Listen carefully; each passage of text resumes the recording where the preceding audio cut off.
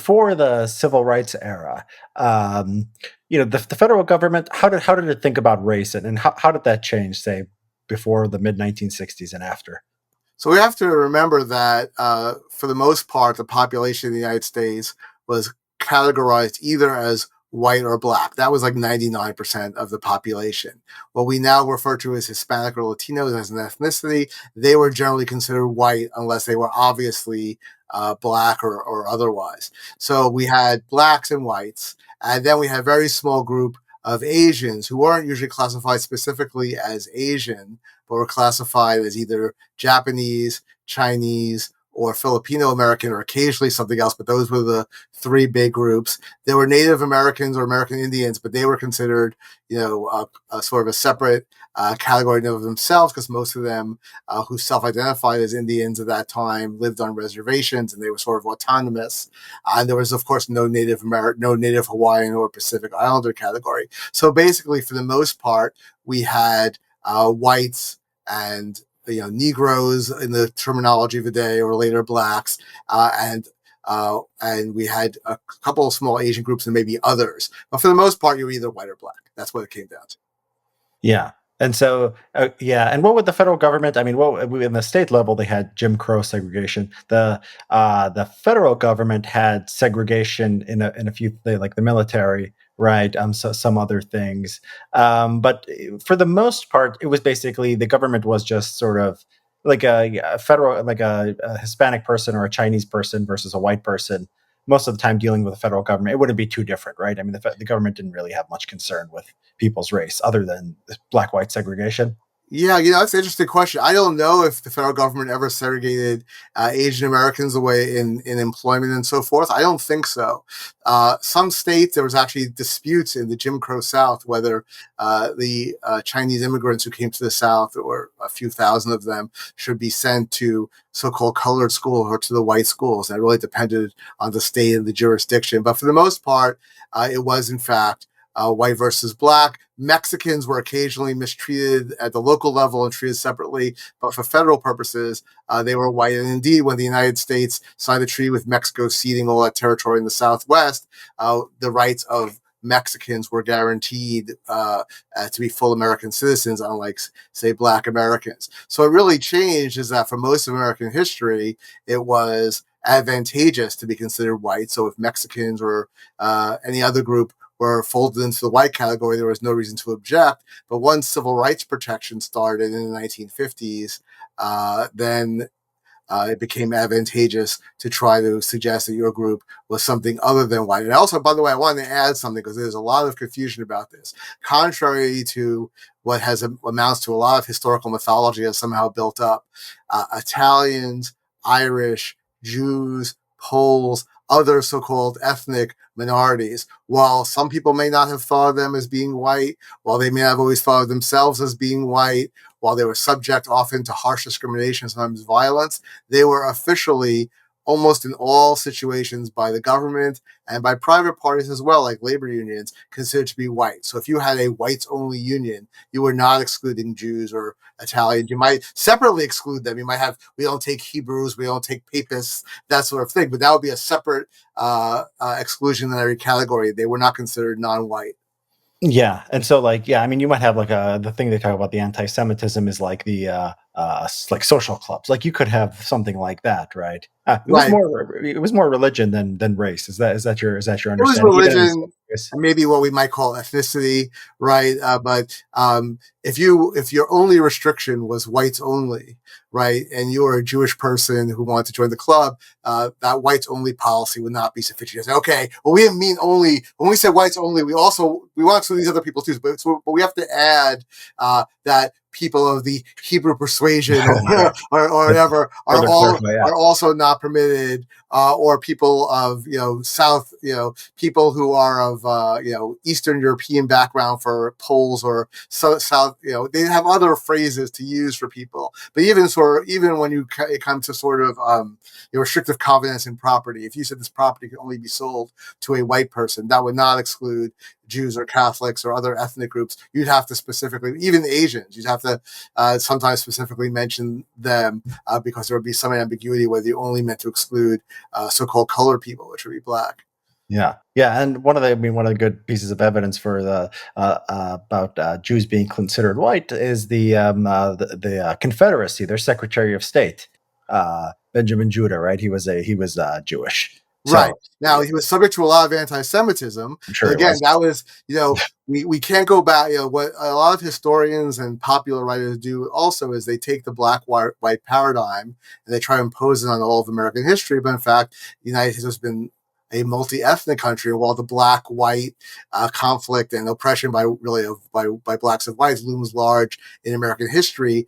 Other groups simply were discriminated against in other ways, not for being non-white, but for not being Protestant or for not being Northern European, but not because they were considered non-white as such. Yeah, yeah. And I said his name was Benjamin Judah. It's Judah Benjamin. I Judah got that. Benjamin. I said it wrong somehow, but yeah, Yeah, yeah. it sounded wrong when I said it. Yeah, exactly. So yeah, Hispanics, interestingly, were. Do you know? I think I've heard that before the even the immigration bill of was it 65. Basically, there were no quotas on the Western Hemisphere, so as many people from Latin America could come as possible. Have you looked into that? I haven't, but you know what? What happened twice in the 1930s and the 1950s were large-scale deportations of Mexicans who didn't have papers, and sometimes Yeah. even they did have papers, but didn't find them in time to stop being deported. And people will say, well, there's a lot of deportation of American citizens. It was mostly people who were here without papers, whose children were citizens, and if their parents are going to leave, the children generally aren't going to stay. So again, when we say that Mexicans were not considered necessarily by the federal government to be a non-white group, that doesn't mean that there weren't harsh consequences for being considered not as desirable, let's say, as other groups. It's just that on the federal census or federal segregation, or even in social life, right? There were the Negro leagues for black players, but there were plenty of Hispanic ball players in the United States. As long as you didn't look like you were black, if you were someone of Afro-Hispanic ancestry and looked black, they would send you off to the Negro leagues. But we had people like Lefty Gomez, a famous pitcher mid-century, who had Hispanic names, are obviously Hispanic, and no one said, "Oh, you can't be in the big leagues because you're not white." Yeah. Do you think? I mean, it seems like I haven't read the book like how the Irish became white, but this stuff gets published all the time, and I haven't looked into it, but I've always been very skeptical. It seems like there's there's an effort to sort of there's two ways you could look at American history. You could look at American history from a white centric or a black centric perspective. So you could say blacks were treated in a special singled out for treatment in a bad way, or you could say whites were singled out for special treatment, and then and so the question is like it's sort of like depends on sort of your politics and your agenda. If you want to say everyone else has been treated closer to the white end or closer to the black end, do you see that as sort of that's how I sort of see the politics surrounding these debates. Does that make Yeah, sense to you? yeah, that does. I've been thinking about lately why there's so much insistence that the Irish, for example, weren't considered white, and first of all, they're using a stylized ahistorical version of what it means white. When they say not white, they mean not fully accepted as the equals of white Anglo-Saxon Protestants from Northern Europe, which is fine, but that doesn't mean you're not white. But I think the political valence comes down to, well, the sort of power structure of the United States consider all these people non-white, but then they sort of gradually allowed groups like the Irish or the Italians or the Jews to become white, and now all those groups have white privilege. But unlike them, black people can never sort of become white, and therefore we have to undo white privilege.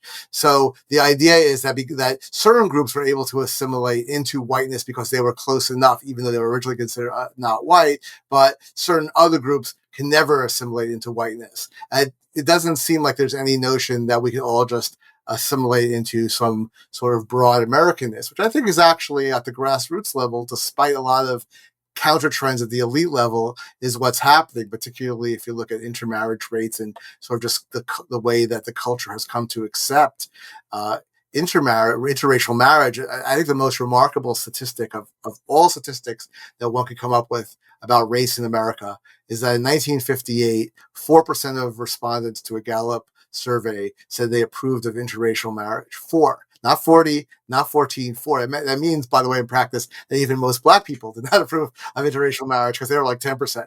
So, and now it's well over 90%. And among young people, it's almost universal. And that is just a sea change in attitudes. And it's not just that they say that, it's there's actually, I mean, you just walk around, but statistically speaking, a huge percentage of people are marrying people from other races. And there is this opportunity for American identity to become this sort of multi ethnic identity.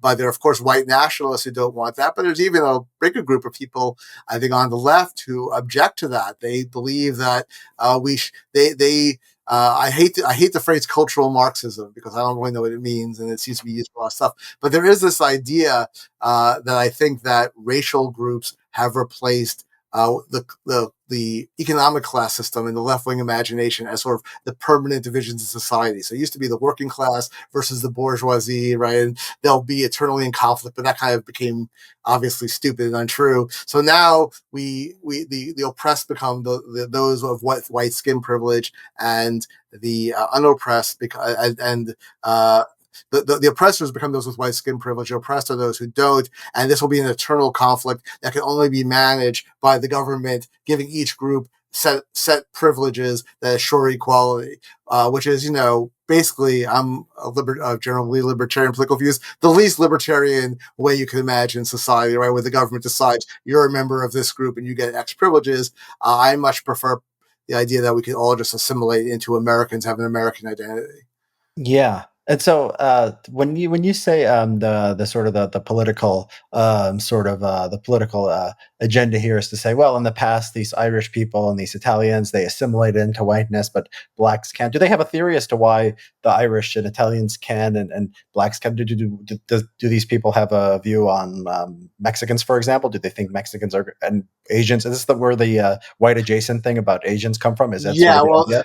right. So right. So now it turns out that maybe even Asians. I mean, part of it is political, right? There's been ever since um, counterintuitively, at least to our elites, the election of Donald Trump led to Hispanics becoming a more Republican rather than a less Republican constituency. There's this notion, well, maybe they're not really people of color, right? Maybe we made a mistake in sort of including them. So it's sort of a political thing, clearly. And the groups that they feel will be most politically useful to them are the ones who will be the oppressed. But there is no really good theory, sociologically speaking, other than we do have a much stronger, more longer lasting history of uh, horrific discrimination based on African descent and other things. But there's no particular reason. I mean, I end the book with this. There are a lot of ethnic and religious conflicts in the U.S. that used to be really important, either regionally or nationally, that have just not only gone away, but that seem faintly ridiculous to us, right? There was massive violence against the early Mormon church, literally mobs running people out of town. There was massive hostility to Catholics. The Ku Klux Klan was the single most powerful non-party political organization in the United States in the 1920s. It was primarily anti-Catholic, not anti-black. I mean, they were anti-black and anti-Jewish too, but the real thing was we want to get rid of the Catholics, right? There were conflicts between Basque sheep herders and local ranchers. There were conflicts between Scandinavians in the Midwest and Germans, and on and on and on. The ascended Irish versus the Protestant establishment. People wouldn't vote for John F. Kennedy for president in 1960 because he was Catholic, and a lot of Catholics voted him precisely because they felt like they were an oppressed group and they wanted one of their own in the White House. And all these things seem crazy to us now, right? We have a Catholic president, no one cares. We have a mostly Catholic Supreme Court, no one really cares except when abortion comes up and people sort of claim, well, this must be a Catholic thing. We have a Catholic Speaker of the House, a Jewish Senate president. This would have been unthinkable in 1960, right? Not that long ago, only a little bit more before I was alive. And now it's routine. So why is it unthinkable that we could actually get beyond racial classification in the United States? I don't think it is, but I do think that to the extent that there are political constituencies who want to object to that, they're making it less likely. Yeah, yeah. Although, maybe so maybe there is a difference here in that the racial racial characteristics are, religion can become less important in society. I think people just care generally about religion less. So if people aren't religious, then what's the religious conflict about? Race, I think one thing why you might say is a little bit more intractable, and maybe you could look at other countries to see if other countries have gotten beyond race to see how plausible this is for the U.S. is that you have these physical differences, and they correlate with statistical differences in outcomes, right? Socioeconomic status, test scores. I mean, people tend to care about these phenotypic differences. People tend to relate to others like them, and so maybe that's always going to be sort of a festering wound as long as there are disparities, which there'll always be disparities. And I'm not one of these people who think we're going to solve these disparities. I mean, I think they'll always be there at some level. So is that possibly an argument for this stuff maybe being intractable to a certain degree? Uh, it is an argument, but I think one thing we have to keep in mind is that it wasn't that long ago. I actually said this at a speech at University of Chicago Law School. So my name is David Bernstein. It wasn't that long ago. If I would go up and give a speech at somewhere like University of Chicago, people would look at me, hear my name, and say a Jew, and that would color what they would think about my, at least for a significant percent, what they think about my talk, what Now you have to assumptions you they have to make. go to Twitter for that now. Right, right. Or I don't know. I don't know anything about. I don't know anything about your background, but Richard Hernandez, I'm going to think, oh, maybe Lebanese background or whatever. So, and that was Palestinian plus, yeah. okay, yeah. So that's the sort of thing people would think, and some people, there's some small fraction that might think that now, but mostly they just see a white guy. And how did that happen, right? There was no department of erasing ethnic differences. There was no reparations. There was no special dorms, special orientations. At some point, society just decided through some Hayekian kind of process, we're just not going to care what ethnic group a white person is from.